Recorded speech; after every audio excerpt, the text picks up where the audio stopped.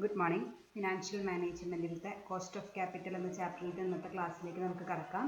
കഴിഞ്ഞ ദിവസമാണ് നമ്മൾ പുതിയൊരു ചാപ്റ്റർ സ്റ്റാർട്ട് ചെയ്തത്, കോസ്റ്റ് ഓഫ് ക്യാപിറ്റൽ എന്ന് പറഞ്ഞത്. ഇതിൻ്റെ ഇൻട്രൊഡക്ഷൻ ക്ലാസ് ആയിരുന്നു കഴിഞ്ഞ ദിവസം പറഞ്ഞത്. കോസ്റ്റ് ഓഫ് ക്യാപിറ്റൽ എന്ന് പറയുകയാണെങ്കിൽ മറ്റുള്ള കയ്യിൽ നിന്ന് ഫണ്ട് ഉപയോഗിച്ചിട്ടാണ് നമ്മൾ ബിസിനസ് നടത്തുന്നത്. അവരുടെ ഫണ്ട് നമ്മൾ ബിസിനസ്സിൽ ഉപയോഗിക്കുന്നതിന് അവർക്ക് കൊടുക്കുന്ന റിട്ടേണിന് വിളിക്കുന്ന പേരാണ് കോസ്റ്റ് ഓഫ് ക്യാപിറ്റൽ എന്ന് വിളിക്കുന്നത്. ഒരു കമ്പനിയുടെ ഭാഗത്ത് നിന്ന് നോക്കുമ്പോൾ അതൊരു കോസ്റ്റാണ്. കമ്പനി മറ്റുള്ളവർക്ക് കൊടുക്കുന്ന കമ്പനിയുടെ കയ്യിൽ നിന്ന് ക്യാഷ് പോകുന്ന ഒരു കോൺസെപ്റ്റാണ്. പക്ഷേ ഒരു ഇൻവെസ്റ്ററുടെ ഭാഗത്ത് നിന്ന് നോക്കുമ്പോൾ ഇറ്റ് ഈസ് എ റിട്ടേൺ. അതായത് നമ്മൾ കാശ് കൊടുക്കുന്നതിന് നമുക്ക് പകരം കിട്ടുന്ന ഒരു റിട്ടേൺ ആണ് ഇതെന്ന് പറയുന്നത് കോസ്റ്റ് ഓഫ് ക്യാപിറ്റൽ എന്ന് പറയുന്നത്. അതിൻ്റെ ഫീച്ചേഴ്സും ഇമ്പോർട്ടൻസും അതുപോലെ ടൈപ്സും കഴിഞ്ഞ ക്ലാസ്സിൽ നമ്മൾ ഡിസ്കസ് ചെയ്ത് നിർത്തി. ഇനി നമുക്ക് ഇന്നത്തെ ക്ലാസ്സിലേക്ക് കിടക്കാം. Today's first topic is factors determining cost of capital. അപ്പോൾ നമ്മുടെ കമ്പനിയിലെ കോസ്റ്റ് ഓഫ് ക്യാപിറ്റലിനെ ഇൻഫ്ലുവൻസ് ചെയ്യുന്ന ഫാക്ടേഴ്സ്, ചിലർക്ക് കോസ്റ്റ് ഓഫ് ക്യാപിറ്റൽ കൂടാം, ചിലർക്ക് കോസ്റ്റ് ഓഫ് ക്യാപിറ്റൽ കുറയാം. എന്തൊക്കെ ഫാക്ടേഴ്സ് ആണ് ഇതിനെ ഇൻഫ്ലുവൻസ് ചെയ്യണമെന്ന് നോക്കാം. First one is general economic condition. നമ്മുടെ എക്കണോമിയിലുള്ള ജനറൽ കണ്ടീഷൻസ് ആണ് ഒന്നാമതായിട്ട് പറയുന്നത്. During inflation the purchasing power of investors will deteriorate and they will demand higher rate of return which increases the cost of capital. അതായത് inflation നമ്മൾ പഠിച്ചിട്ടുണ്ട്, ഇൻഫ്ലേഷനും ഡിഫ്ലേഷനും ഒക്കെ. അപ്പോൾ ഇൻഫ്ലേഷൻ എന്ന് പറഞ്ഞാൽ, അപ്പോൾ ഇൻഫ്ലേഷൻ നമുക്കറിയാം. ഇൻഫ്ലേഷൻ എന്ന് വെച്ചാൽ പണപ്പെരുപ്പം. അതായത് ആ സമയത്ത് purchasing power of investors will deteriorate. അതായത് സാധനങ്ങൾക്കൊക്കെ ആൾക്കാരുടെ കയ്യിൽ പണത്തിന് കുറവുണ്ടാവും. അതായത് സാധനങ്ങൾക്കൊക്കെ വില കൂടാണ് ചെയ്യുന്നത് ഇൻഫ്ലേഷൻ എന്ന് പറയുമ്പോൾ. അപ്പോൾ ആൾക്കാർക്ക് എന്തുണ്ട്, ക്യാഷിന് റിക്വയർമെൻറ്റ് കൂടും. അപ്പോൾ അവരെന്ത് ചെയ്യും, അവർക്ക് കിട്ടേണ്ട റേറ്റ് ഓഫ് റിട്ടേൺ കൂടുതൽ വേണമെന്ന് ഡിമാൻഡ് ചെയ്യും. നമ്മൾ എന്ത് ചെയ്യേണ്ടതായിട്ട് വരും, കൂടുതൽ കോസ്റ്റ് ഓഫ് ക്യാപിറ്റൽ നമുക്ക് കൂട്ടേണ്ടതായിട്ട് വരും. അതായത് ഇപ്പോൾ ഇൻഫ്ലേഷൻ ആണെന്ന് വിചാരിക്കുക, കണ്ടീഷൻ ഇൻഫ്ലേഷൻ ആണെങ്കിൽ ഇൻഫ്ലേഷൻ എന്ന് പറഞ്ഞാൽ എന്താണ്, മണി വാല്യൂ ഇൻക്രീസസ്. ഓരോ സാധനങ്ങൾക്കും ഉള്ള മണി കൂടുന്നു. അപ്പോൾ ആൾക്കാരുടെ കയ്യിൽ അവരുടെ പർച്ചേസിങ് പവർ, അതായത് അവരുടെ കയ്യിലുള്ള കാശ് കൊണ്ട് അവർക്ക് സാധനങ്ങൾ വാങ്ങാൻ പറ്റാത്തൊരവസ്ഥ ഉണ്ടാവുന്നു.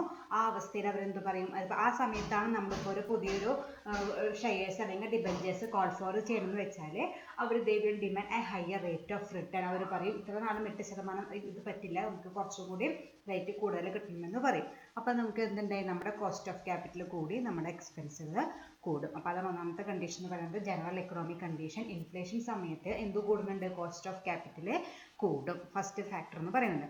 Second factor risk associated with. If the risk associated with the capital is higher, the cost of the capital will be higher. അതായത് ഇപ്പോൾ ഒരു ഇൻവെസ്റ്റർ ഇക്വിറ്റി ഷെയർ ആണ് വാങ്ങണമെന്ന് വെച്ചാൽ അയാൾക്ക് എന്താണ്, റിസ്ക് കൂടുതലാണ്. റിസ്ക് കൂടുതലായാൽ റിട്ടേണും കൂടുതലാണ്. അപ്പോൾ ഞാനൊരു ഇക്വിറ്റി ഷെയർ ഹോൾഡർ ആണെങ്കിൽ ഞാൻ റിസ്ക് എടുക്കുന്നുണ്ട്. റിസ്ക് എടുക്കുന്നത് എന്താണ്, കമ്പനി ലാഭം ഉണ്ടാക്കിയാൽ മാത്രമേ എനിക്ക് റിട്ടേൺ കിട്ടുന്നുള്ളൂ. അതാണ് ഞാൻ എടുക്കുന്ന റിസ്ക് എന്ന് പറയുന്നത്.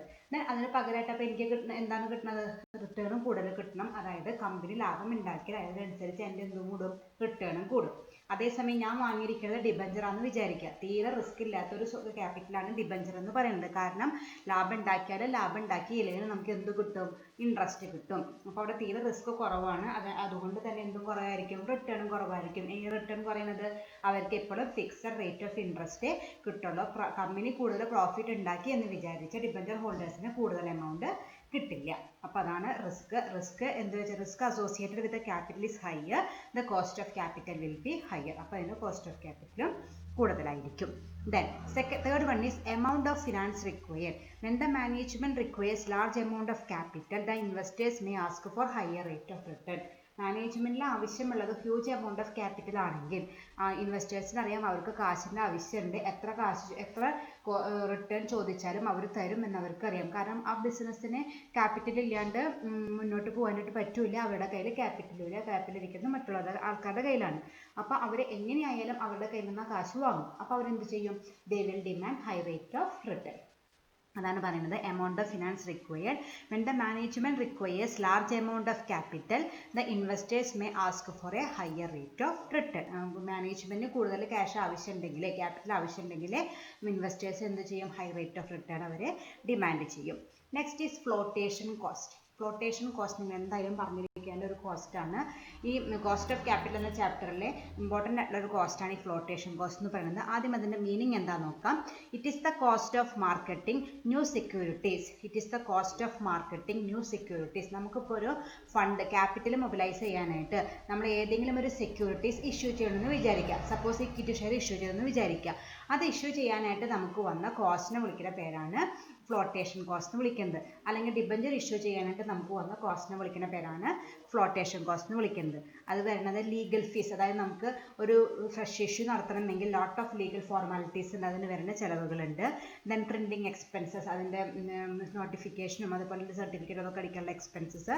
ദെൻ സെയിൽസ് കമ്മീഷൻ, നമ്മൾ കമ്മീഷൻ കൊടുക്കണം, അണ്ടർ റൈറ്റിംഗ് കമ്മീഷൻ എക്സെട്ര. ഇതിനൊക്കെ വിളിക്കുന്ന പേരാണ് ഫ്ലോട്ടേഷൻ കോസ്റ്റ് എന്ന് വിളിക്കുന്നത്. അതായത് നമുക്ക് ആവശ്യമായിട്ടുള്ള ക്യാപിറ്റൽ നമ്മൾ ഏതെങ്കിലും സോഴ്സിൽ നിന്ന് നമ്മൾ മൊബിലൈസ് ചെയ്തിട്ട് അത് കുഴപ്പമില്ല, അതിനെ മൊബിലൈസ് ചെയ്യാനായിട്ട് അല്ലെങ്കിൽ ഫണ്ട് ഇഷ്യൂ ചെയ്യാനായിട്ട് നമുക്ക് വന്ന കോസ്റ്റിനെ വിളിക്കുന്ന പേരാണ് ഫ്ലോട്ടേഷൻ കോസ്റ്റ് എന്ന് വിളിക്കുന്നത്. When flotation cost are incurred cost of capital will increase. എനിക്ക് ഫ്ലോട്ടേഷൻ കോസ്റ്റ് വന്നു, അപ്പോൾ എനിക്ക് എന്ത് കൂടുതലായിരിക്കും? കോസ്റ്റ് ഓഫ് ക്യാപിറ്റൽ കൂടുതലായിരിക്കും. ഫ്ലോട്ടേഷൻ കോസ്റ്റ് എന്നതിൻ്റെ അർത്ഥം എന്താണ്? എക്സ്പെൻസ് ഉണ്ട്. ആ എക്സ്പെൻസ് കൂടി വന്നിട്ടുണ്ടെങ്കിൽ അതിൻ്റെ അർത്ഥം നമ്മുടെ കോസ്റ്റ് ഓഫ് ക്യാപിറ്റലും കൂടും. അപ്പോൾ അതാണ് നമ്മുടെ ഫോർത്ത് ഫാക്ടറായിട്ട് വരുന്നത് ഫ്ലോട്ടേഷൻ കോസ്റ്റ്. ഫ്ലോട്ടേഷൻ കോസ്റ്റ് ഉണ്ടെങ്കിൽ കോസ്റ്റ് ഓഫ് ക്യാപിറ്റൽ കൂടും. And the fifth one is taxes. The cost of capital must be measured on a after-tax basis. Therefore, a change in the tax rate will also make changes in the cost of capital also. നമ്മൾ ഇന്നലെ അസംഷൻസിൽ പഠിച്ചു, എല്ലാ കോസ്റ്റുകളും after tax ബേസിസിലാണ് നമ്മൾ calculate ചെയ്യേണ്ടതെന്ന് പഠിച്ചു. അപ്പോൾ നമുക്ക് tax rate change ചെയ്താൽ ഓട്ടോമാറ്റിക്കായിട്ട് നമ്മുടെ കോസ്റ്റ് ഓഫ് ക്യാപിറ്റലും ചേഞ്ച് ചെയ്യും. അപ്പോൾ അതാണ് അടുത്ത ഫാക്ടറായിട്ട് പറയുന്നത്. ടാക്സ് ഫിക്സ് ചെയ്യുന്നത് ഗവൺമെൻറ് ആണ്.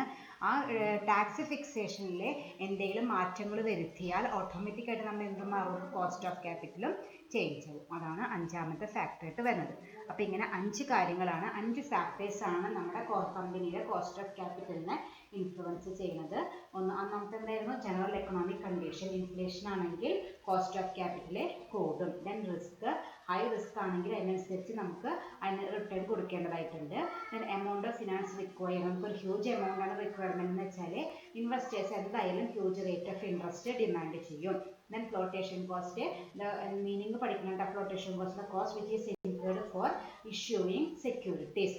അതുണ്ടെങ്കിൽ നമ്മുടെ എന്ത് കൂടും? കോസ്റ്റ് ഓഫ് ക്യാപിറ്റൽ കൂടും. ദെൻ ടാക്സ് റേറ്റ്, നമ്മൾ എല്ലാ കോസ്റ്റ് ഓഫ് ക്യാപിറ്റലും കാണുന്നത് ആഫ്റ്റർ ടാക്സ് ആണ്. അതുകൊണ്ട് തന്നെ ടാക്സ് റേറ്റിൽ എന്തെങ്കിലും ചേഞ്ച് വന്നാൽ അതിൻ്റെ റിഫ്ലക്ഷൻ എവിടെ ഉണ്ടാവും? കോസ്റ്റ് ഓഫ് ക്യാപിറ്റലിൽ ഉണ്ടാവും. ഓക്കെ, 5 ഫാക്ടേഴ്സാണ് കോസ്റ്റ് ഓഫ് ക്യാപിറ്റലിനെ ഡിറ്റർമൈൻ ചെയ്യുന്നത്.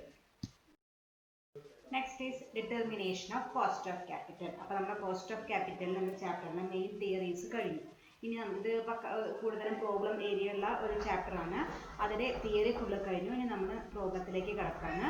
അതിൽ ഹെഡിങ് ആണ് determination of cost of capital. ഇനി എങ്ങനെയാണ് നമ്മൾ ഓരോന്നിൻ്റെയും ഓരോ സെക്യൂരിറ്റീസിൻ്റെയും കോസ്റ്റുകൾ കണ്ടുപിടിക്കുന്നത് നമുക്ക് നോക്കാം.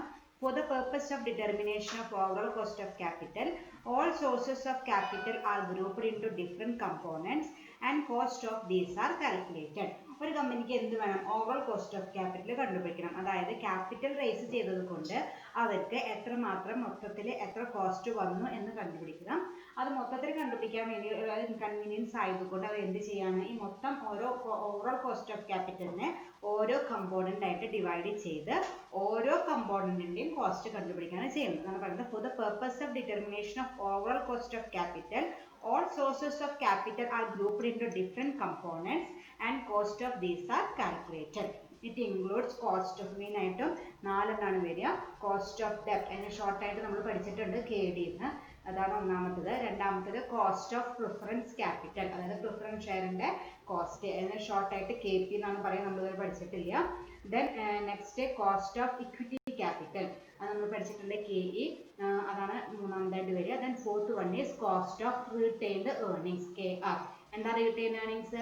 നമ്മൾ ഉണ്ടാക്കിയ നമ്മുടെ ബിസിനസ് ഉണ്ടാക്കിയ പ്രോഫിറ്റ് മുഴുവനും ഡിവിഡൻഡ് ആയിട്ട് ഷെയർ ഹോൾഡേഴ്സിന് കൊടുക്കില്ല, അതിൻ്റെ ഒരു ഭാഗം നമ്മൾ മാറ്റിവെക്കും. ഫ്യൂച്ചറിൽ എന്തെങ്കിലും ആവശ്യം വന്നാൽ ഉപയോഗിക്കാൻ വേണ്ടി നമ്മൾ മാറ്റിവെക്കും. അതിന് വിളിക്കുന്ന പേരാണ് റീറ്റെയിൻഡ് ഏർണിങ്സ് എന്ന് പറയുന്നത്. അതിൻ്റെ കോസ്റ്റിനെ വിളിക്കുന്ന പേരാണ് കോസ്റ്റ് ഓഫ് റീറ്റെയിൻഡ് ഏർണിങ്സ്. അങ്ങനെ മൊത്തം 4 കോസ്റ്റുകളാണ് ഓവറോൾ കോസ്റ്റ് ഓഫ് ക്യാപിറ്റലിൽ ഉള്ളത്. അപ്പോൾ നമ്മൾ ഈ ഓവറോൾ കോസ്റ്റ് ഓഫ് ക്യാപിറ്റൽ കണ്ടുപിടിക്കാനായിട്ട് എന്ത് ചെയ്യുന്നുണ്ട്, ഈ ഓരോന്നിൻ്റെയും കോസ്റ്റുകൾ കണ്ടുപിടിച്ച് അത് മൊത്തം ആഡ് ചെയ്യുമ്പോഴാണ് നമുക്ക് എന്ത് കിട്ടുക, ഓവറോൾ കോസ്റ്റ് ഓഫ് ക്യാപിറ്റൽ കിട്ടുക. ഈ 4 ഹെഡ്സ് ആണ് നമുക്ക് ഈ ചാപ്റ്ററിൽ ഇക്വേഷൻ വെച്ച് പ്രോബ്ലം ആയിട്ട് പഠിക്കാനുള്ളത്. കോസ്റ്റ് ഓഫ് ഡെപ്റ്റ്, cost of preference capital, cost of equity capital, cost of retained earnings, KD, KP, KE and KR. Okay, ഇനി നമുക്കത് 1 by 1 ആയിട്ട് പഠിക്കാം. നെക്സ്റ്റ് ഈസ് കോസ്റ്റ് ഓഫ് ഡെപ്റ്റ്. അപ്പോൾ നമ്മൾ ആദ്യത്തെ കോസ്റ്റ് കാൽക്കുലേഷനിലേക്ക് കിടക്കുകയാണ്. ഞാൻ നേരത്തെ പറഞ്ഞോണം 4 കോസ്റ്റുകൾ കണ്ടുപിടിക്കാനുണ്ട്. അതിലത്തെ ഒന്നാമത്തത് വരുന്നതാണ് cost of ഡെപ്റ്റ്. ഡെപ്റ്റ് R liabilities of a firm. നമുക്കറിയാം ഡെപ്റ്റ്സ് എന്ന് പറയുകയാണെങ്കിൽ ഡിബഞ്ചർ ആണ്, നമ്മുടെ ഫേമിൻ്റെ ലൈബിലിറ്റി ആണ് ഡെപ്റ്റ് എന്ന് പറയുന്നത്. Debts are liabilities of a firm. ഡെപ്റ്റ് capital comprises debentures, bonds and long term loan. ഡെപ്റ്റ് ക്യാപിറ്റലിൽ മെയിനായിട്ട് വരുന്ന 3 കമ്പോണൻസ് ആണ്. ഡിബഞ്ചേഴ്സ് വരാം, ബോൺസ് വരാം, അല്ലെങ്കിൽ ലോങ് ടേം ലോൺ കേട്ടോ. കുറേ ലോങ് പീരീഡ് ആയിരിക്കണം നമ്മൾ എടുത്തിരിക്കുന്ന ലോണ്. കുറേ ലോങ് പീരീഡ് ആണെങ്കിൽ അതിനെ നമുക്ക് ഏതിൽ പെടുത്താം, ഡെപ്റ്റ് ക്യാപിറ്റലിൽ പെടുത്താം. ദെൻ കോസ്റ്റ് ഓഫ് ഡെപ്റ്റ് capital means the payment of interest on debentures or bonds or loans from financial institutions. അപ്പം ഈ ബോണ്ടിനോ ഡിബഞ്ചറിനോ ടേം ലോണിനോ ലോങ് ടേം ലോണിനോ നമ്മൾ കൊടുക്കുന്ന ഇൻട്രസ്റ്റിന് വിളിക്കുന്ന പേരാണ് കോസ്റ്റ് ഓഫ് ഡെപ്റ്റ് എന്ന് വിളിക്കുന്നത്. അപ്പോൾ ഡെപ്റ്റ് എന്താണെന്ന് പഠിച്ചു, ഡെപ്റ്റ് ക്യാപിറ്റൽ എന്താണെന്ന് പഠിച്ചു, കോസ്റ്റ് ഓഫ് ഡെപ്റ്റ് എന്താണെന്ന് പഠിച്ചു. ഡെപ്റ്റ് എന്ന് പറഞ്ഞാൽ ലൈബിലിറ്റീസ് ഓഫ് എ ഫേം, ഡെപ്റ്റ് ക്യാപിറ്റൽ എന്ന് പറഞ്ഞാൽ ഡിബഞ്ചേഴ്സ്, ബോൺസും ലോങ് ടേം ലോണും വരുന്നത്. കോസ്റ്റ് ഓഫ് ഡെപ്റ്റ് ക്യാപിറ്റൽ എന്ന് വെച്ചാൽ ഇതൊക്കെ ഈ ഡിബഞ്ചറിനും ബോണ്ടിനും ഒക്കെ നമ്മൾ കൊടുക്കുന്ന ഇൻട്രസ്റ്റിന് വിളിക്കുന്ന പേരാണ് കോസ്റ്റ് ഓഫ് ഡെപ്റ്റ് എന്ന് പറയുന്നത്. Then debenture interest is A tax deductible expenses. ഞാൻ നാളെ കോസ്റ്റ് ക്യാപിറ്റൽ സ്ട്രക്ചർ പഠിപ്പിച്ചപ്പോഴും പറഞ്ഞിട്ടുണ്ടായിരുന്നു. ഡിബഞ്ചർ ഇൻട്രസ്റ്റ് എന്താണ്, ടാക്സ് ബെനിഫിറ്റ് ഉള്ള ഒരു എക്സ്പെൻസ് ആണ്. നമുക്കതൊരു എക്സ്പെൻസ് ആക്കി കാണിച്ച് നമ്മുടെ P&L അക്കൗണ്ടിൽ നിന്ന് അത് കുറച്ച് ബാക്കിയുള്ള എമൗണ്ടിനെ നമ്മൾ എന്ത് കൊടുക്കേണ്ടത്, ആവശ്യമുള്ള ടാക്സ് കൊടുക്കേണ്ടതായിട്ടുള്ള. So it has tax benefit. Then for calculating the cost of debt we need the data regarding. നമുക്ക് ഒരു കോസ്റ്റ് ഓഫ് ഡെപ്റ്റ് കണ്ടുപിടിക്കാനായിട്ട് നമുക്ക് മെയിൻ ആയിട്ടും 2 ഡാറ്റയാണ് കണ്ടുപിടിക്കേണ്ടത്. First one is net cash proceeds or inflow. അങ്ങനെ net cash proceeds or inflow എന്ന് വിളിക്കുന്ന പേരാണ് നെറ്റ് പ്രൊസീഡ്സ് എന്ന് വിളിക്കും. ഒന്നല്ലെങ്കിൽ നെറ്റ് ക്യാഷ് പ്രൊസീഡ്സ് എന്ന് വിളിക്കും, അല്ലെങ്കിൽ നെറ്റ് പ്രൊസീഡ്സ് എന്ന് വിളിക്കും. അതെന്ന് പറഞ്ഞാൽ ഇഷ്യൂ പ്രൈസ് ഓഫ് ഡിബഞ്ചർ, അതാണ് ഇതിനെ വിളിക്കുന്നത്. അപ്പോൾ നെറ്റ് ക്യാഷ് പ്രൊസീഡ്സ് അല്ലെങ്കിൽ ഇൻഫ്ലോ എന്ന് പറയുകയാണെങ്കിൽ നമ്മൾ ഈ ഡിബഞ്ചറോ ബോണ്ടോ അല്ലെങ്കിൽ ലോണോ ഇഷ്യൂ ചെയ്തിട്ട് വഴിക്ക് എത്ര രൂപയാണ് നമ്മൾ മൊബിലൈസ് ചെയ്തത്. സപ്പോസ് നമ്മൾ ക്വസ്റ്റ്യനിലൊക്കെ കണ്ടിട്ടുണ്ട് 8% ഡിബഞ്ചേഴ്സ് ഓഫ് ₹1 lakh. ആ 1 lakhനെ വിളിക്കുന്ന പേരാണ് net cash proceeds or inflow or net proceeds എന്ന് പറയുന്നത്. നമ്മൾ ഡിബഞ്ചർ ഇഷ്യൂ ചെയ്തിട്ട് നമുക്ക് എത്ര ക്യാഷ് കിട്ടി അതിനെ വിളിക്കുന്ന പേരാണ് net proceeds. That is the issue price of debentures. Okay, if the debentures are issued at a premium, the premium should be added, and if it is issued at a discount, the discount should be deducted. ചിലപ്പോൾ ചില debentures പാറിലായിരിക്കും issue ചെയ്യുക, ചിലപ്പോൾ പ്രീമിയത്തിലായിരിക്കും, ചിലപ്പോൾ ഡിസ്കൗണ്ടിലായിരിക്കും. പാറിലാണെങ്കിൽ par value തന്നെ. ഞാൻ നേരത്തെ പറഞ്ഞ എക്സാമ്പിളിൽ 8% debentures of ₹1 lakh നമുക്ക് എത്ര രൂപ കിട്ടും, 1 ലക്ഷം ഡിബഞ്ചർ അറ്റ് 1 ലക്ഷം രൂപയുടെ ഡിബഞ്ചർ അറ്റ് പാറാണെങ്കിൽ നമുക്ക് കിട്ടുന്ന ക്യാഷ് 1 lakh തന്നെ. അത് അപ്പോൾ 1 lakh ആണ് നെറ്റ് പ്രൊസീഡ്സ് ആയിട്ട് വരിക. ദെൻ ഇനി പ്രീമിയത്തിലാണെന്ന് വിചാരിക്കാം, 1 lakh ഡിബഞ്ചേഴ്സ് 1 lakh റുപ്പീസിൻ്റെ ഡിബഞ്ചേഴ്സ് 10% പ്രീമിയത്തിൽ വിൽക്കുന്നു. അപ്പോൾ നമുക്ക് എത്ര കാശ് കിട്ടും, 1 ലക്ഷം പ്ലസ് 1 ലക്ഷത്തിൻ്റെ 10% 10,000. അപ്പോൾ നമ്മുടെ നെറ്റ് പ്രൊസീഡ്സ് എത്രയായിരിക്കും, 1,10,000. ഓക്കെ, അപ്പോൾ നേരത്തെ അറ്റ് പാർ ആണെങ്കിൽ 1 lakh റുപ്പീസ് ആണ് കിട്ടുക. അറ്റ് പ്രീമിയം ആണെങ്കിൽ ആ പ്രീമിയം എമൗണ്ട് അതിൻ്റെ ഫേസ് വാല്യൂൻ്റെ കൂടെ ആഡ് ചെയ്യണം. Then if it is issued at a discount, the discount should be deducted. 1 lakh rupees വർത്തുള്ള ഡിബഞ്ചർ 10% ഡിസ്കൗണ്ടിലാണ് ഇഷ്യൂ ചെയ്യുന്നത് വെച്ചാൽ എന്താ വരിക, ഈ 1 lakhൽ നിന്ന് 1 lakhന്റെ 10% ആയ 10,000 കുറച്ച് ബാക്കി വരുന്ന 90,000 നമ്മളെ കയ്യിലേക്ക് കിട്ടുള്ളൂ. അപ്പോൾ അതിൻ്റെ എത്രയും NP എത്രയായിട്ട് വരിക, 90,000 ആയിട്ടാണ് വരിക. അപ്പോൾ നെറ്റ് പ്രൊസീഡ്സ് എന്ന് പറയുകയാണെങ്കിൽ എല്ലാതും കഴിഞ്ഞ് നമുക്ക് കയ്യിലേക്ക് എത്ര വരുന്നു അതിന് വിളിക്കുന്ന പേരാണ് നെറ്റ് പ്രൊസീഡ്സ് എന്ന് പറയുന്നത്. അറ്റ് പാറാണെങ്കിൽ ഫേസ് വാല്യൂ തന്നെ, അറ്റ് പ്രീമിയത്തിലാണെങ്കിൽ പ്രീമിയം ആഡ് ചെയ്യുക, അറ്റ് ഡിസ്കൗണ്ടിലാണെങ്കിൽ ഡിസ്കൗണ്ട് ലെസ് ചെയ്യുക. ഓക്കെ, ഞാനൊരു കാര്യം ശ്രദ്ധിക്കാനുണ്ട്. If there is any flotation cost that amount should also be deducted. നമ്മൾ നേരത്തെ ഫ്ലോട്ടേഷൻ കോസ്റ്റ് എന്താണെന്ന് പഠിച്ചു. ഒരു സെക്യൂരിറ്റി ഇഷ്യൂ ചെയ്യാനായിട്ട് നമുക്ക് വരുന്ന പ്രിലിമിനറി കോസ്റ്റിനെ വിളിക്കുന്ന പേരാണ് ഫ്ലോട്ടേഷൻ കോസ്റ്റ് എന്ന് വിളിക്കുന്നത്. ഏതെങ്കിലും ഒരു ഷെയറിൻ്റെ ഇഷ്യൂല് അല്ലെങ്കിൽ ഏതെങ്കിലും ഒരു ഡിബഞ്ചറിൻ്റെ ഇഷ്യൂല് എന്തെങ്കിലും ഒരു ഫ്ലോട്ടേഷൻ കോസ്റ്റ് വന്നിട്ടുണ്ടെങ്കിൽ അത് എന്തെന്ന് കുറയ്ക്കണം, ഈ നെറ്റ് പ്രൊസീഡ്സിൽ നിന്ന് കുറച്ചിട്ട് ബാക്കിയുള്ളത് നമ്മൾ നെറ്റ് പ്രൊസീഡ്സ് ആയിട്ട് പ്രോബ്ലം വർക്കൗട്ട് ചെയ്യുമ്പോൾ ഉപയോഗിക്കാനായിട്ട് പാടുള്ളൂ. ഓക്കെ, അപ്പോൾ നെറ്റ് പ്രൊസീഡ്സ് കാണുമ്പോൾ ശ്രദ്ധിക്കണം. ആദ്യം നോക്കേണ്ട കാര്യം അറ്റ് പാർ ആണോ അറ്റ് പ്രീമിയം ആണോ അറ്റ് ഡിസ്കൗണ്ട് ആണോ നോക്കുക. അറ്റ് പാർ ആണെങ്കിൽ ഫേസ് വാല്യൂ തന്നെ, പ്രീമിയം ആണെങ്കിൽ ആഡ് ചെയ്യുക, ഡിസ്കൗണ്ട് ആണെങ്കിൽ ലെസ് ചെയ്യുക. ദെൻ രണ്ടാമത് നമ്മൾ എന്ത് നോക്കണം, ഫ്ലോട്ടേഷൻ കോസ്റ്റ് എന്തെങ്കിലും ഉണ്ടോ എന്ന് നോക്കുക.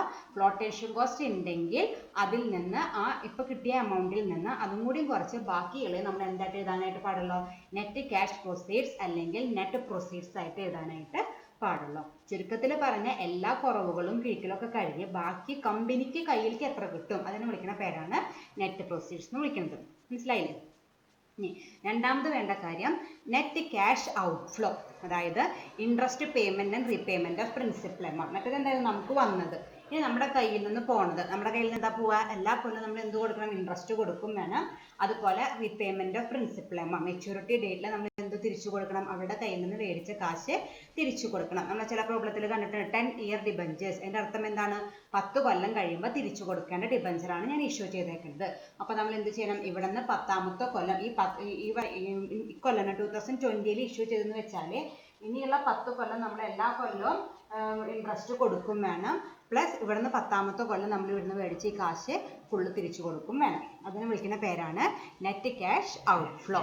ഇനി ഒരു കാര്യം ശ്രദ്ധിക്കേണ്ടത് എന്താണെന്ന് വെച്ചാൽ ഈ ഇൻട്രസ്റ്റ് കാൽക്കുലേറ്റ് ചെയ്യേണ്ടത് ഫേസ് വാല്യൂവിൻ്റെ മുകളിലാണ്. അത് കൺഫ്യൂഷൻ വരെ എപ്പോഴാണെന്ന് വെച്ചാൽ, സപ്പോസ് നമ്മൾ ഈ ഡിബഞ്ചർ പ്രീമിയത്തിൽ ഇഷ്യൂ ചെയ്തെന്ന് വിചാരിക്കുക. പ്രീമിയത്തിൽ ഇഷ്യൂ ചെയ്യുമ്പോൾ നമുക്ക് ഞാൻ നേരത്തെ പറഞ്ഞ എക്സാമ്പിളിൽ എത്ര എമൗണ്ട് കിട്ടും, 1,10,000 റുപ്പീസ് കിട്ടും. നമ്മൾ 1,10,000 റുപ്പീസിൻ്റെ മുകളിൽ എന്ത് കാണേണ്ട ആവശ്യമില്ല, ഇൻട്രസ്റ്റ് കാണേണ്ട ആവശ്യമില്ല. നമ്മൾ ഏതിൻ്റെ മുകളിൽ കണ്ടാൽ മതി, അതിൻ്റെ ഫേസ് വാല്യൂ ആയ 1,00,000 റുപ്പീസിൻ്റെ മുകളിൽ, അതായത് പ്രീമിയം ആഡ് ചെയ്യാത്ത എമൗണ്ടിൻ്റെ മുകളിലാണ് നമ്മൾ എന്ത് കാണുക, ഇൻട്രസ്റ്റ് കാണുക. അത് തെറ്റിക്കുന്ന വേറൊരു ഏരിയ ആണ്. നമ്മൾ interest calculation should be on face value. Premium ആണോ ഡിസ്കൗണ്ട് ആണോ ഒന്നും നോക്കേണ്ട ആവശ്യമില്ല. അതിൻ്റെ ആക്ച്വൽ വർത്ത് എത്രയാണോ അതിൻ്റെ മുകളിലാണ് നമ്മൾ ഇൻട്രസ്റ്റ് കാൽക്കുലേറ്റ് ചെയ്യേണ്ടത്. ഓക്കെ, അപ്പോൾ ഇത്രയ്ക്കാണ് ബേസിക് ആയിട്ട് അറിയേണ്ട കാര്യങ്ങൾ.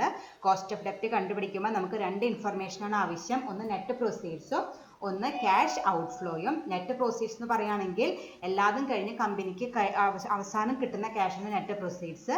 ക്യാഷ് ഔട്ട്ഫ്ലോ എന്ന് പറയുകയാണെങ്കിൽ ഇൻട്രസ്റ്റ് ആണ്.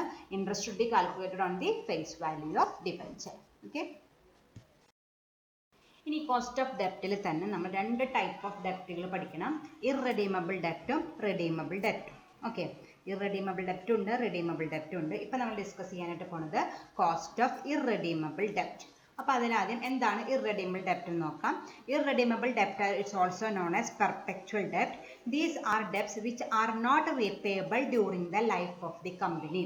അതായത് ഞാൻ നേരത്തെ പറഞ്ഞോ 10 ഇയർ ഡിബഞ്ചർ എന്ന് പറയുകയാണെങ്കിൽ അതിൻ്റെ അർത്ഥം എന്താണെന്ന് പറഞ്ഞാൽ 10 വർഷം കഴിയുമ്പോൾ ഞാനിപ്പോൾ മേടിച്ച കാശ് അവർക്ക് തിരിച്ചു കൊടുക്കണം. അങ്ങനെ തിരിച്ചു കൊടുക്കേണ്ടാത്ത ആ ഡിബഞ്ചറിനെ വിളിക്കുന്ന പേരാണ് ഇറഡീമബിൾ ഡെപ്റ്റ് എന്ന് വിളിക്കുന്നത്. These are repayable only on the liquidation of the company. നമ്മൾ ഇഷ്യൂ ചെയ്തേക്കുന്നത് ഇറഡീമബിൾ ഡെപ്റ്റ് ആണെങ്കിൽ അവരുടെ കയ്യിൽ നിന്ന് വാങ്ങിയ ക്യാഷ് എന്ന് കൊടുത്താൽ മതി. എന്നാണോ കമ്പനി അടച്ചു പൂട്ടണത് അന്ന് കൊടുക്കേണ്ട ആവശ്യമുള്ളൂ, അതിന് മുമ്പ് കൂട്ടി കൊടുക്കേണ്ട ആവശ്യമില്ല. അങ്ങനത്തെ ഡെപ്റ്റിനെ വിളിക്കുന്ന പേരാണ് ഇറഡീമബിൾ ഡെപ്റ്റ്. Okay, these are repayable only on the liquidation of the company. Okay, in this case the time of maturity is not specified. എങ്ങനെയാണ് ഒരു ഡെപ്റ്റ് റെഡീമബിൾ ആണ് ഇറഡീമബിൾ ആണെന്ന് കണ്ടുപിടിക്കാന്ന് വെച്ചാൽ അതിലെ മെച്യൂരിറ്റി ഡേറ്റ് പറഞ്ഞിട്ടില്ല. ഞാൻ നേരത്തെ പറഞ്ഞോണം 10 ഇയർ ഡിബഞ്ചർ അല്ലെങ്കിൽ 12 ഇയർ ഡിബഞ്ചർ 20 ഇയർ ഡിബഞ്ചർ ഒന്ന് പറഞ്ഞിട്ടില്ലെങ്കിൽ അതിൻ്റെ അർത്ഥം അതെന്ത് ഡെപ്റ്റ് ആയിരിക്കും, ഇറഡീമബിൾ ഡെപ്റ്റ് ആയിരിക്കും. നമ്മൾ ഇത്ര പ്രിസ്ക്രൈബ്ഡ് പീരീഡ് കഴിഞ്ഞാലൊന്നും തിരിച്ചു കൊടുക്കണ്ട, എന്ന് തിരിച്ചു കൊടുത്താൽ മതി. കമ്പനി എന്നാണോ അടച്ചു പൂട്ടുന്നത് ആ സമയത്ത് നമ്മളത് തിരിച്ചു കൊടുക്കേണ്ട ആവശ്യമുള്ളൂ. ഓക്കെ, അപ്പോൾ അതാണ് ഇറഡീമബിൾ ഡെപ്റ്റ് എന്ന് പറയുന്നത്. പ്രത്യേകിച്ച് ഒരു മെച്യൂരിറ്റി ഡേറ്റ് ഇല്ലാത്ത ഡെപ്റ്റിനെ വിളിക്കുന്ന പേരാണ് ഇറഡീമബിൾ ഡെപ്റ്റ് എന്ന് വിളിക്കുന്നത്. എന്നാണോ കമ്പനി അടച്ചു പൂട്ടുന്നത് അന്നേ ആ എമൗണ്ട് തിരിച്ചു കൊടുക്കേണ്ട ആവശ്യം ഉള്ളൂ. In this case the time of maturity is not specified. Then ഇനി നമ്മൾ ഇതിൽ 2 ഇക്വേഷൻസ് പഠിക്കണം. ബിഫോർ ടാക്സിൻ്റെയും ഇക്വേഷൻ പഠിക്കണം, ആഫ്റ്റർ ടാക്സിൻ്റെയും ഇക്വേഷൻ പഠിക്കണം. ഞാൻ നേരത്തെ പറഞ്ഞു നമ്മൾ എപ്പോഴും കോസ്റ്റ് ഓഫ് ക്യാപിറ്റൽ കണ്ടുപിടിക്കുമ്പോൾ ആഫ്റ്റർ ടാക്സ് ആണ് ഉപയോഗിക്കേണ്ടത്. പക്ഷേ ബിഫോർ ടാക്സിൻ്റെ ഇക്വേഷൻ നമ്മൾ അറിഞ്ഞിരിക്കണം. ആ രണ്ട് ഇക്വേഷൻ ആയിട്ട് പഠിക്കാം. ടാക്സ് ബെനിഫിറ്റ് ഉള്ളത് കൊണ്ട് ഒന്ന് കമ്പയർ ചെയ്യാൻ വേണ്ടിയിട്ടാണ് അങ്ങനെ പഠിക്കുന്നത്. കാരണം ഡിബഞ്ചറിന് ടാക്സ് ബെനിഫിറ്റ് ഉണ്ടെന്ന് പറഞ്ഞല്ലോ, അതൊന്നും അറിയാൻ വേണ്ടിയിട്ടാണ് ഇതിന് ബിഫോർ ടാക്സും ആഫ്റ്റർ ടാക്സും പഠിക്കുന്നത്. അതിൽ ബിഫോർ ടാക്സിൻ്റെ equation KD is equal to I divided by NP into 100 whole into 100 NPക്ക് മാത്രമല്ല മൊത്തത്തിലാണ് 100. അതാണ് ബിഫോർ ടാക്സിൻ്റെ ഇക്വേഷനായിട്ട് വരുന്നത്. ആഫ്റ്റർ ടാക്സിൻ്റെ ഇക്വേഷനായിട്ട് പറയുന്നത് KD is equal to 1 divided by NP into 1 minus T into 100. നേരത്തെ ഇക്വേഷനിൽ ഒരു 1 minus T ആഡ് ചെയ്തെന്നുള്ളൂ. അതാണ് ബിഫോർ ടാക്സും ആഫ്റ്റർ ടാക്സും തമ്മിലുള്ള വ്യത്യാസം. ബിഫോർ ടാക്സ് ആണെങ്കിൽ I divided by NP into 100. After tax ആണെങ്കിൽ I divided by NP into 1 minus T into 100. അതിൽ I എന്ന് പറയുകയാണെങ്കിൽ എന്താണ്? Interest rate. നമുക്കറിയാം എത്രയാണ് നമ്മൾ ഇൻട്രസ്റ്റ് കൊടുക്കുന്നത്. റേറ്റ് അല്ല കേട്ടോ, സോറി, ഇൻട്രസ്റ്റ് റേറ്റിലെ ഇൻട്രസ്റ്റ് എമൗണ്ട്, നമ്മൾ എത്ര എമൗണ്ട് ആണ് ഇൻട്രസ്റ്റ് ആയിട്ട് കൊടുക്കുന്നത് അതിന് വിളിക്കുന്ന പേരാണ് I. NP നമ്മൾ നേരത്തെ പഠിച്ചു, നെറ്റ് പ്രൊസീഡ്സ്. അവസാനം എല്ലാ ചെലവുകളും കഴിഞ്ഞ് അവസാനം കമ്പനിയുടെ കയ്യിലേക്ക് എത്ര ക്യാഷ് കിട്ടും അതിനെ വിളിക്കുന്ന പേരാണ് നെറ്റ് പ്രൊസീഡ്സ് എന്ന് വിളിക്കുന്നത്. T means tax rate. Okay, അപ്പോൾ ഇതാണ് ആദ്യത്തെ ഇക്വേഷനായിട്ട് വരുന്നത്. കോസ്റ്റ് ഓഫ് ഇറഡീമബിൾ ഡെപ്റ്റിൻ്റെ, ഇത് കഴിഞ്ഞിട്ട് റെഡീമബിൾ ഡെപ്റ്റ് പഠിക്കട്ടെ, അപ്പോൾ കൺഫ്യൂഷൻ ഉണ്ടാവരുത്. കോസ്റ്റ് ഓഫ് ഇറഡീമബിൾ ഡെപ്റ്റിൻ്റെ ബിഫോർ ടാക്സും ആഫ്റ്റർ ടാക്സും. ബിഫോർ ടാക്സിന് I divided by NP into 100. അതിനോട് കൂടി ഒരു 1 minus T ചേർത്താൽ എന്തായി മാറി? ആഫ്റ്റർ ടാക്സ് ഇക്വേഷനായിട്ട് മാറി. അപ്പോൾ ഇത് രണ്ടും ഇക്വേഷനും പഠിച്ചു വയ്ക്കാം. ഓക്കെ, നമുക്ക് അതിൻ്റെ പ്രോബ്ലം ഒന്ന് വർക്കൗട്ട് ചെയ്ത് നോക്കാം. A company issues ₹1,10,000 debentures at par. Calculate KD. Simple question ആണ്. ഒരു കമ്പനി 1,00,000 രൂപയുടെ ഡിബഞ്ചേഴ്സ് ഇഷ്യൂ ചെയ്തു. അതിൻ്റെ ഇൻട്രസ്റ്റ് എന്ന് പറയുന്നത് 10% ആണ്. ഇഷ്യൂ ചെയ്തേക്കുന്നത് അറ്റ് പാറിലാണ്, അതായത് കൂട്ടിയിട്ടില്ല കുറച്ചിട്ടില്ല. അതെന്താണ്? ടാക്സ് റേറ്റ് തന്നിട്ടുണ്ടോ? ഇല്ല. ടാക്സ് റേറ്റ് തന്നിട്ടില്ലെങ്കിൽ നമുക്ക് എന്തേ കണ്ടുപിടിക്കാൻ പറ്റുള്ളൂ? ബിഫോർ ടാക്സേ കണ്ടുപിടിക്കാനായിട്ട് പറ്റുള്ളൂ. കൃത്യമായിട്ട് അങ്ങനെ ക്വസ്റ്റ്യനിൽ പറയുന്നില്ല കേട്ടോ, ബിഫോർ ടാക്സ് ആണോ ആഫ്റ്റർ ടാക്സ് ആണോ എന്ന് പറയില്ല. ടാക്സ് റേറ്റ് തന്നിട്ടില്ലെങ്കിൽ നമ്മൾ ബിഫോർ ടാക്സ് കണ്ടുപിടിക്കുക, ടാക്സ് റേറ്റ് തന്നിട്ടുണ്ടെങ്കിൽ നമ്മൾ ആഫ്റ്റർ ടാക്സ് കണ്ടുപിടിക്കുക. അപ്പോൾ ഇവിടെ ഇക്വേഷൻ എഴുതാം. KD is equal to I divided by NP into 100. I എത്രയാണ്? എത്ര ഇൻട്രസ്റ്റ് കൊടുക്കേണ്ടത്? 10% ആണ്. ശ്രദ്ധിക്കണം, I എന്ന് പറയുകയാണെങ്കിൽ ടാക്സ് റേറ്റ് അല്ല, ടാക്സ് എമൗണ്ട് ആണ്. എത്ര രൂപ നമ്മൾ പലിശ കൊടുക്കണം? എത്ര രൂപ കൊടുക്കണം? എത്രയാണ് ഡിബഞ്ചറിൻ്റെ വാല്യൂ? 1 lakh rupees ആണ്. 1 lakhൻ്റെ 10% ആണ് നമ്മൾ ഇൻട്രസ്റ്റ് ആയിട്ട് കൊടുക്കേണ്ടതായിട്ട് വരിക. 1 lakhൻ്റെ 10% എന്ന് പറയുന്നത് 10,000 ആണ്. അപ്പോൾ I is equal to 10,000. Then NP എത്ര രൂപ കിട്ടുന്നുണ്ട് നമുക്ക്? ഇത് ഏതൊരു ഇഷ്യൂ ചെയ്യുന്നത്? അറ്റ് പാറിലാണ്. അപ്പോൾ നമുക്ക് അത് തന്നെ കിട്ടും, 1 lakh തന്നെ കിട്ടും. പിന്നെ പ്രത്യേകിച്ച് ഫ്ലോട്ടേഷൻ കോസ്റ്റ്, ഞാൻ നേരത്തെ പറഞ്ഞത് നമ്മൾ രണ്ട് കാര്യങ്ങളാണ് ശ്രദ്ധിക്കേണ്ടത്. At par, at discount, at premium. ഇതിൽ ഏതാണെന്ന് നോക്കുക. പ്ലസ് ഫ്ലോട്ടേഷൻ കോസ്റ്റ് ഉണ്ടോ എന്ന് നോക്കുക. ഇതിൽ അറ്റ് പാറിലാണ്, അപ്പോൾ നമ്മൾ ഇഷ്യൂ ഫേസ് വാല്യൂ തന്നെ കിട്ടും, 1,00,000 രൂപ തന്നെ കിട്ടും. പിന്നെ ഇതിൽ പ്രത്യേകിച്ച് ഫ്ലോട്ടേഷൻ കോസ്റ്റ് ഒന്നും പറയുന്നില്ല, അപ്പോൾ ഒന്നും ലെസ് ചെയ്യാനില്ല. അപ്പോൾ NP എത്ര തന്നെയാണ്? 1 lakh rupees തന്നെ. then ഇക്വേഷനിലിടുക 10,000 divided by 1 lakh into 100. എത്ര പെർസെൻറ്റേജ് ആണ്? 10% തന്നെയാണ് KD ആയിട്ട് വരിക. അവിടെ ഇതിന് വേറെ എക്സ്പെൻസുകളൊന്നും ഇല്ലാത്തത് കൊണ്ടാണ് അത് ക്വസ്റ്റ്യനിൽ അതേ പെർസെൻറ്റേജ് തന്നെ കിട്ടിയത്. വ്യത്യാസം വരും. അടുത്ത പ്രോബ്ലം ചെയ്യുമ്പോൾ വ്യത്യാസം വന്നാൽ ഞാൻ കാണിച്ചു തരാം. അപ്പോൾ ഇപ്പോൾ ഈ ക്വസ്റ്റ്യനിൽ എത്ര കിട്ടി? KD is equal to 10%. അപ്പോൾ ഇങ്ങനെയാണ് നമ്മൾ ഓരോന്നിൻ്റെയും KD കണ്ടുപിടിക്കുന്നത്. ഓക്കെ, ഇനി സെക്കൻഡ് ക്വസ്റ്റ്യൻ വായിക്കാം. A company issues ₹1 lakh 8% debentures at par. At പാറിലാണ് ഇഷ്യൂ ചെയ്തേക്കുന്നത്. Tax rate 50%. Calculate KD. ക്വസ്റ്റ്യനിൽ ടാക്സ് റേറ്റ് തന്നതുകൊണ്ട് നമ്മൾ എന്ത് മാത്രം കണ്ടുപിടിച്ചാൽ മതി? ആഫ്റ്റർ ടാക്സ് കണ്ടുപിടിച്ചാൽ മതി. പിന്നെ ഇതിന് ബിഫോർ ടാക്സ് കണ്ടുപിടിക്കേണ്ട ആവശ്യം ഇല്ല. അല്ലെങ്കിൽ ക്വസ്റ്റ്യൻ കൃത്യമായിട്ട് പറയണം, ബിഫോർ ടാക്സും ആഫ്റ്റർ ടാക്സും കണ്ടുപിടിക്കാൻ പറഞ്ഞെങ്കിൽ ചെയ്യാം, അങ്ങനെ ചോദിക്കാറില്ല. ഡിസ്കൗണ്ട് ടാക്സ് റേറ്റ് തന്നിട്ടുണ്ടെങ്കിൽ ആഫ്റ്റർ ടാക്സ്, തന്നിട്ടില്ലെങ്കിൽ ബിഫോർ ടാക്സ്, അങ്ങനെയാണ് നമ്മൾ കണ്ടുപിടിക്കേണ്ടതായിട്ട് വരിക. അപ്പോൾ നമുക്ക് ഇക്വേഷൻ എഴുതാം. എന്താണ് ആഫ്റ്റർ ടാക്സിൻ്റെ equation? KD is equal to I divided by NP into 1 minus T into 100. നമുക്ക് I കണ്ടുപിടിക്കാം. എത്ര രൂപയാണ് ഇൻട്രസ്റ്റ് കൊടുക്കേണ്ടതായിട്ട് വരിക? 1 lakhൻ്റെ 8% ആണ്. അപ്പോൾ 1 lakhൻ്റെ 8% കണ്ടുപിടിക്കുക. എത്ര കിട്ടും? 8,000 കിട്ടും. ദെൻ അടുത്തത് NP എത്രയാണ്? അറ്റ് പാറിലാണ് ഇഷ്യൂ ചെയ്യുന്നത്. അപ്പോൾ ഫേസ് വാല്യൂ തന്നെ കിട്ടും. പ്രത്യേകിച്ച് ഫ്ലോട്ടേഷൻ കോസ്റ്റ് ഒന്നും പറഞ്ഞിട്ടില്ല. അപ്പോൾ അത് തന്നെ കിട്ടും. NP എത്ര തന്നെയാണ്? 1 lakh rupees തന്നെയാണ്. ദെൻ ടാക്സ് റേറ്റ് എത്രയാണ്? 50% ആണ്. 50%നെ ഡെസിമലാക്കുക, 0.5 എന്നും എഴുതാം. ഓക്കെ, എങ്ങനെയാണ് ചെയ്യേണ്ടത്? ടാക്സ് റേറ്റ് ആണ് എഴുതേണ്ടത്. T അത് 50% ആണ്. അതിനെ ഡെസിമലാക്കി 0.5 ആയിട്ട് എഴുതാം. നമുക്ക് ഇക്വേഷനിൽ കൊടുക്കാം. 8,000 I എന്ന് പറഞ്ഞാൽ 8,000 divided by NP 1 lakh into 1 minus T എത്രയാണ്? 0.5. ഇൻറ്റു 100. അപ്പോൾ നമുക്ക് എത്ര കിട്ടും? 4% കിട്ടും. അപ്പോൾ നമ്മുടെ കെ ഡി എത്രയായിട്ട് മാറി? 4% ആയിട്ട് മാറി. ഇപ്പോൾ അത് വ്യത്യാസം വന്നു. നമ്മൾ നേരത്തെ ക്വസ്റ്റ്യൻ ഉണ്ടായിരുന്നത് എത്ര പെർസെൻറ്റേജ് ഓഫ് ഇൻട്രസ്റ്റ് ആയിരുന്നു? 8% ആയിരുന്നു. പക്ഷെ ടാക്സ് ബെനിഫിറ്റ് ഉള്ളത് കൊണ്ട് അത് എത്രയായിട്ട് മാറി? കോസ്റ്റ് ഓഫ് ക്യാപിറ്റൽ എത്രയായിട്ട് മാറി? 4% ആയിട്ട് മാറി. നമ്മൾ ശരിക്കും 8% ഇൻട്രസ്റ്റ് കൊടുക്കുന്നുണ്ട്. പക്ഷെ കമ്പനിക്ക് വരുന്ന കോസ്റ്റ് എത്രയുള്ള? 4% ഉള്ളൂ. കാരണം ടാക്സ് ബെനിഫിറ്റ് ഉള്ളത് കൊണ്ട്. ഓക്കെ, അപ്പോൾ ഇങ്ങനെയാണ് ആഫ്റ്റർ ടാക്സ് കണ്ടുപിടിക്കേണ്ടതായിട്ട് വരിക. ഓക്കെ, അടുത്ത question. A company issues 1,08,000 debentures at a premium of 10%. Tax rate 60%. Calculate K D. Okay, അപ്പോൾ ടാക്സ് റേറ്റ് തന്നിട്ടുണ്ട്. അപ്പോൾ നമ്മൾ കണ്ടുപിടിക്കേണ്ടത് ആഫ്റ്റർ ടാക്സ് ആണ്. പക്ഷെ ഇവിടെ ഒരു പ്രത്യേകത വന്നിട്ടുണ്ട്. എന്താണ്? അറ്റ് പ്രീമിയത്തിലാണ് ഇഷ്യൂ ചെയ്യുന്നത്. 10% പ്രീമിയത്തിൽ നമുക്ക് ചെയ്യാം. അപ്പോൾ ടാക്സ് റേറ്റ് തന്നുകൊണ്ട് ആഫ്റ്റർ ടാക്സിൻ്റെ ഇക്വേഷൻ എഴുതാം. K D is equal to I divided by N P into 1 - T into 100. നമുക്ക് ഐകൾ കണ്ടുപിടിക്കാം. ഐ എത്രയാണ്? ഞാൻ നേരത്തെ പറഞ്ഞിട്ടുണ്ടായിരുന്നു. ഇൻട്രസ്റ്റ് ഒക്കെ എന്തിൻ്റെ മുകളിലാണ് കാണുന്നുണ്ടോ? ഫേസ് വാല്യൂൻ്റെ മുകളിൽ. ഇൻട്രസ്റ്റ് കാണുമ്പോൾ അത് പ്രീമിയത്തിലാണോ അത് ഡിസ്കൗണ്ടിലാണോ നമ്മൾ നോക്കേണ്ട ആവശ്യമില്ല. എത്രയാണോ അതിൻ്റെ ആക്ച്വൽ വാല്യൂ, ഫേസ് വാല്യൂ, അതിൻ്റെ മുകളിലാണ് നമ്മൾ ഇൻട്രസ്റ്റ് കണ്ടുപിടിക്കേണ്ടത്. ഇത് ഇഷ്യൂ ചെയ്തേക്കുന്നത് പ്രീമിയത്തിലാണ്. പക്ഷെ അതിൻ്റെ ആക്ച്വൽ വാല്യൂൻ്റെ മുകളിലേ നമ്മൾ ഇൻട്രസ്റ്റ് കണ്ടുപിടിക്കേണ്ട ആവശ്യമുള്ളൂ. അതായത് ആക്ച്വൽ വാല്യൂ എത്രയാണ്? 1 lakh. 1 lakhന്റെ മുകളിൽ 8% ഇൻട്രസ്റ്റ് കാണാം. അപ്പോൾ എത്ര കിട്ടും നമുക്ക്? 8,000 കിട്ടും. അപ്പോൾ interest is equal to 8,000. Okay, then അടുത്ത എന്താണ് നമ്മൾ കണ്ടുപിടിക്കേണ്ടത്? N P, net proceed. അവിടെയാണ് നമ്മൾ പ്രീമിയം ഡിസ്കൗണ്ട് ഒക്കെ നമ്മൾ കൺസിഡർ ചെയ്യേണ്ടത്. പ്രീമിയത്തിലാണ് ഇഷ്യൂ ചെയ്തേക്കുന്നത്. അപ്പോൾ നമ്മൾ പ്രീമിയം ആണെങ്കിൽ ആഡ് ചെയ്യണം. N P is equal to 1 lakh plus എത്ര പ്രീമിയം റേറ്റ്? 10%. 1 lakhന്റെ 10%. അപ്പോൾ നമുക്ക് എത്ര കിട്ടും? 1,10,000 ആണ് നമുക്ക് നമ്മുടെ കയ്യിലേക്ക് വരുന്ന കാശ്. ഓക്കെ, 1 ലക്ഷം രൂപയുള്ള ഡിബഞ്ചർ നമ്മൾ എത്രയ്ക്കാണ് വിൽക്കുന്നത്? 1,10,000 രൂപയ്ക്ക് വിൽക്കുന്നു. അപ്പോൾ നമ്മുടെ കയ്യിലേക്ക് എത്ര ക്യാഷ് വരും? 1,10,000 വരും. ദെൻ വേറെ പ്രത്യേകിച്ച് ഫ്ലോട്ടേഷൻ കോസ്റ്റുകൾ ഒന്നുമില്ല. അപ്പോൾ ആ എമൗണ്ട് തന്നെയാണ് നമ്മുടെ എൻ പി ആയിട്ട് വരിക. അപ്പോൾ N P is equal to 1 lakh plus 1 lakhന്റെ 10%. ദാറ്റ് ഈസ് 1,10,000 നമുക്ക് എൻ പി കിട്ടി. ദെൻ ടാക്സ് റേറ്റ് എത്രയാണ്? 60% ആണ്. ഡെസിമലായിട്ട് 0.6 എന്ന് എഴുതാം. ഇനി നമ്മൾ ഇക്വേഷനിൽ കൊടുക്കുക. ഐ എത്രയാണ്? 8,000 divided by N P 1,10,000 into 1 minus T എത്രയാണ്? 0.6 ഇൻറ്റു 100. അപ്പോൾ എത്രയായി? നമ്മുടെ 2.91% ആണ് നമ്മുടെ എന്തായിട്ട് വരിക? കെ ഡി ആയിട്ട് വരിക. ഓക്കെ, അപ്പോൾ ക്വസ്റ്റ്യനിലുള്ള ഇൻട്രസ്റ്റ് റേറ്റ് എത്രയാണ്? 8% ആണ്. പക്ഷെ കമ്പനിക്ക് എത്രയും കോസ്റ്റ് വരുന്നുള്ളൂ? 2.91% കമ്പനിക്ക് കോസ്റ്റ് ആയിട്ട് വരുന്നുള്ളൂ. അപ്പോൾ ഇങ്ങനെയാണ് പ്രീമിയത്തിലാണെങ്കിൽ നമ്മൾ കെ ഡി കണ്ടുപിടിക്കേണ്ടതായിട്ട് വരിക. Okay, next question. A company issues 1,08,000 debentures at a discount of 5%. നേരത്തെ ഇതിലായിരുന്നു? പ്രീമിയത്തിലായിരുന്നു. ഇനി ഇതിൽ ഡിസ്കൗണ്ടിലാണ്. Tax rate 50%. Calculate K D.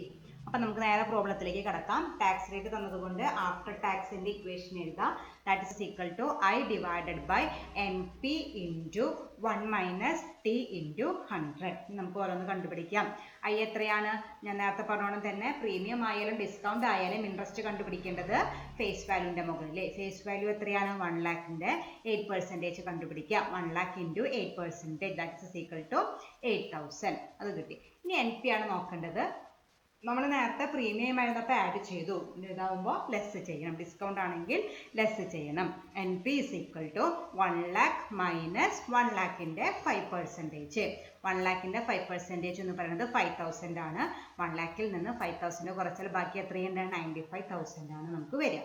Then flotation cost ഒന്നുമില്ല. അപ്പോൾ നമ്മൾ നോക്കേണ്ട ആവശ്യമില്ല. അപ്പോൾ നമ്മുടെ എൻ പി എത്രയായിട്ട് മാറി? 95,000 ആണ് നമ്മുടെ എൻ പി ആയിട്ട് വരും. ഡിസ്കൗണ്ട് മാത്രമുള്ളൂ. ദെൻ ടാക്സ് റേറ്റ് 50% ആണ്. അപ്പോൾ 0.5 എഴുതാം. ഡെസിമലാക്കി 0.5 എന്ന് എഴുതി. അപ്പോൾ നമുക്ക് എല്ലാതും കണ്ടുപിടിച്ചു. ഇനി ഇക്വേഷനിലിടാം.